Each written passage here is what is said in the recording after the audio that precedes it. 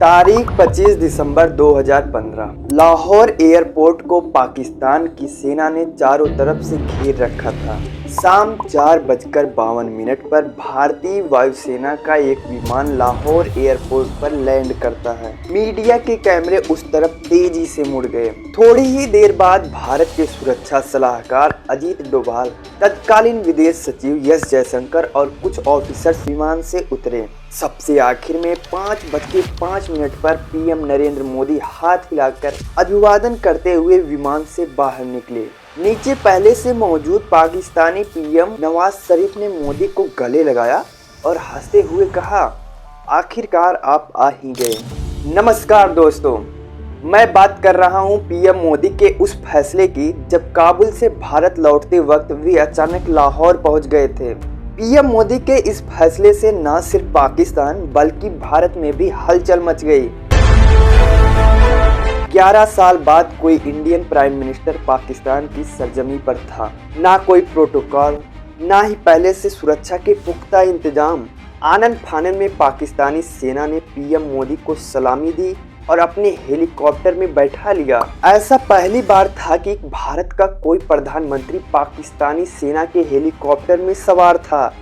यही नहीं, भारत की पूरी न्यूक्लियर कमांड भी इसी हेलीकॉप्टर में सवार थी। न्यूक्लियर कमांड यानी वे लोग जिन्हें परमाणु हथियारों के इस्तेमाल का फैसला करना होता है। इनमें प्रधानमंत्री राजनीतिक फैसला लेते हैं, लेकिन इसे लागू कराने का जिम्मा एनएसए के पास होता है। उस दिन ये दोनों ही प्लेन में सवार थे। ऐसे में अगर पाकिस्तान कोई साजिश रचता तो क्या उस वक्त भारत का न्यूक्लियर कमांड कोई जवाब दे पाता? यह आज भी एक बड़ा सवाल है। यानी यह फैसला किसी बड़े जोखिम की तरह था। यह बात पीएम मोदी ने खुद एक इंटरव्यू के दौरान कही। बाद में मैंने हमारे एनएसए को, एसपीजी को, सबको बुलाया तो सब परेशान थे कि साहब हमारे पास न वीज़ा है, न सिक्योरिटी अरेंजमेंट है, न वहाँ कोई अता पता है, सीधे जाके लैंड कर। मैंने कहा चलो यार देखा जाएगा। हम करीब आए, वहाँ पहुँचे तो उनका अभी मेरे हेलीकॉप्टर में मेरे घर जाना होगा। नॉर्मली एक देश का मुखिया दूसरे देश में किसी दूसरे के जहाज में नहीं बैठता है, सोचता है 50 बार। मैंने कहा चलो यार।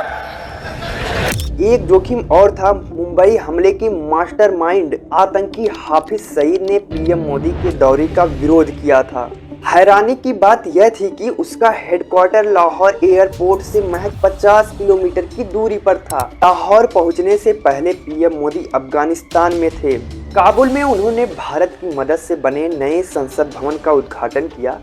इस दौरान उन्होंने पाकिस्तान पर तंज कसा था। लेकिन दोपहर 1:31 पर उनका एक ट्वीट आया, मैं आज दोपहर बाद लाहौर में पाकिस्तान के प्रधानमंत्री नवाज शरीफ से मिलने वाला हूं। इसके बाद क्या हुआ यह तो आपने देख ही लिया है। पीएम मोदी का यह दौरा करीब 90 मिनट का था, जिसमें से 40 मिनट वे नवाज शरीफ के घर पर थे। पाकिस्तानी मीडिया ने मोदी के लाहौर दौरे की तारीफ भी की, लेकिन इस दौरे ने कई सवाल खड़े किए। क्या प्रधानमंत्री मोदी को नवाज ने इनवाइट किया था या वे खुद ही नवाज से मिलने लाहौर गए थे? तो मैंने जन्मदिन की बधाई के लिए नवाज शरीफ को फोन किया था काबुल से। तो मैंने कहा मियाँ साहब कहाँ हो?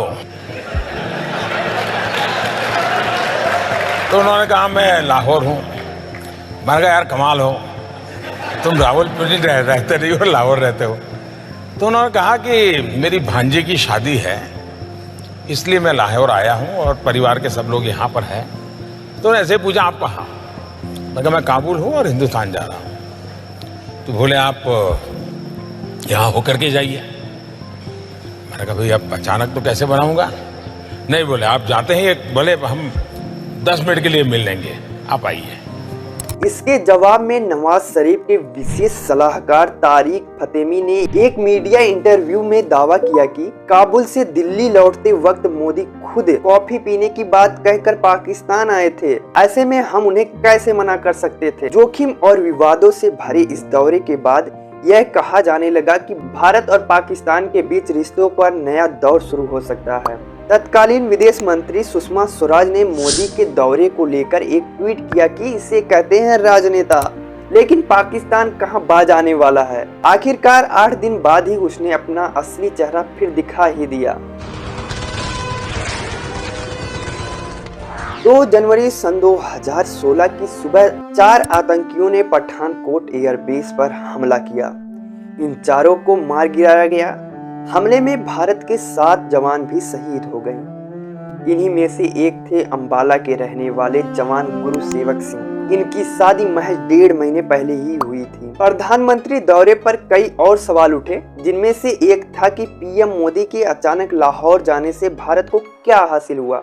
इस पर पठानकोट हमले में शहीद हुए जवान गुरुसेवक सिंह के पिता कहते हैं, प्रधानमंत्री जी तो गए थे कि वे सुख शांति रहे देश में, बॉर्डर पे सुख शांति रहे, पर वो नहीं मानते इसे। कई दफा पहले उनके प्राइम मिनिस्टर भी आए यहाँ पर, उनके साथ भी समझौते हुए बहुत अच्छा हुआ, पर नहीं, वो आवाज नहीं आते हैं। इस दौरे को लेकर एक्सपर्ट की राय भी अलग अलग है। डिफेंस एक्सपर्ट सुशांत सरीन कहते हैं, प्रधानमंत्री का ये एक मानना है कि राष्ट्र हित तो देशों को आपस में नजदीक लेकर आते हैं, लेकिन साथ ही साथ अगर जो राष्ट्रीय अध्यक्ष हों उनके बीच में रिश्ते अच्छे हों तो उससे भी काफी असर पड़ता है। वहीं दूसरी तरफ सीनियर जर्नलिस्ट अभय दुबे कहते हैं कि पीएम मोदी कुछ अलग करना चाहते थे। असाधारण कदम उठाना चाहते थे किसी भी क्षेत्र में। उन्होंने कई क्षेत्रों में ऐसी कोशिश की। उन्होंने देखिए भूमि अधिग्रहण कानून लाने की कोशिश की उस दौर में, जनधन खाते उन्होंने खोलने शुरू किए, पाकिस्तान के साथ अच्छे संबंध सुधारने की कोशिश थी, वो कोशिश परवान नहीं चढ़ी। पीएम मोदी ने एक इंटरव्यू के दौरान बताया कि भारत को इस दौरे से क्या हासिल हुआ। अगर मेरी तरफ से ये 2 जेस्चर न हुए होते, एक शपथ समारोह में बुलाना, दूसरा काबुल से आते समय कुछ समय रुक करके लाहौर में मिलना, इन 2 का इतना पॉजिटिव एनवायरनमेंट था कि विश्व को पठानकोट, उरी के बाद की घटनाएं या पुलवामा, ये समझाने में मुझे मेहनत ही नहीं पड़ रही है। लोग की दुनिया मान गई कि मोदी सच है। देखिए उसने कोशिश की थी, ये गड़बड़ पाकिस्तान की है। वो घटनाएं ने हिंदुस्तान को आने वाले कई वर्षों तक लाभ होने वाला है। पठानकोट हमला भारत के लिए एक सबक साबित हुआ। उसके बाद से पीएम मोदी ने पाकिस्तान को लेकर हमेशा के लिए कड़ा रुख अपना लिया। पाकिस्तान भी अपने हरकतों से बाज नहीं आया, लेकिन उसकी हर नापाक हरकत को भारत ने मुंहतोड़ जवाब दिया। उरी में हमला हुआ तो भारत कहां रुकने वाला था। भारत ने भी सर्जिकल स्ट्राइक की। पुलवामा में हमारे 40 जवान शहीद हुए, तो उसका बदला लेने के लिए पाकिस्तान के बालाकोट में एयर स्ट्राइक हुई और आज भी रिश्ते तल्ख ही हैं। पाकिस्तान के इन्हीं गलतियों की वजह से भारत पाकिस्तान के रिश्ते ऐसे ही बिगड़ते चले जा रहे हैं। खैर छोड़िए, पाकिस्तान आतंकवाद को भूलेगा ऐसा तो हो नहीं सकता, लेकिन आप चैनल को सब्सक्राइब करना मत भूलिएगा। जय हिंद।